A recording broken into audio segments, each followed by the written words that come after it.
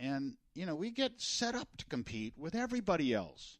That's the message that gets sent into us. So if we're going to take control of this, it's all up to you to really understand my job here is to get a little bit better. Not to win all the time, because nobody does. And by the way, having been there on a situation where we won all the time, it's not what it's cracked up to be anyhow. But to be in the game, to put up a good fight, to keep trying to get better, and of course, to just figure out what is your North Star, because then if you figured out what that is, all that other stuff that goes with it, all those losses, all the disappointment, it's okay, because you were chasing something you really wanted. And by the way, that's never money, ever. Right. If you're doing what you love, you'll find a way to make money at it. But if you're doing it just to make money, you're doing it for all the wrong reasons. Well said. And as I sit in your office here and hear about the stories of your grandchildren and enjoying life where you're at now, I know that you were doing it for the right reasons. And I'm very appreciative that you were on the show today and you've shared some wisdom.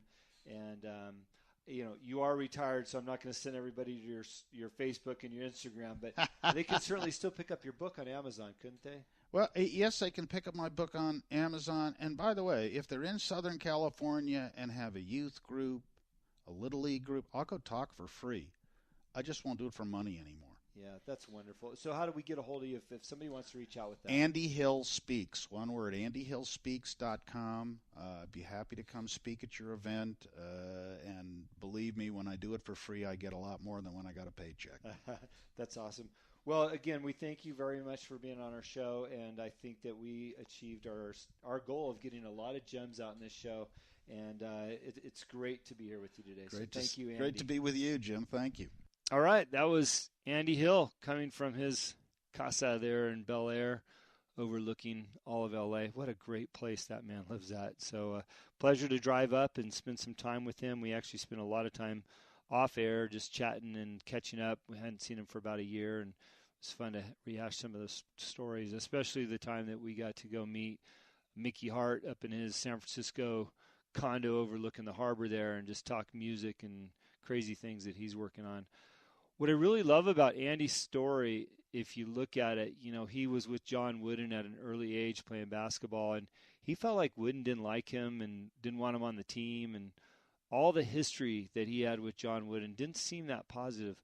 But for him to circle back many years later and co-write a book with Wooden, that's just incredible to me. And it just proves that there could be people in your life today that might profoundly affect you later on in life. Maybe there's somebody that you don't think likes you or vice versa, but you just really don't know and what role that person might play later on in life.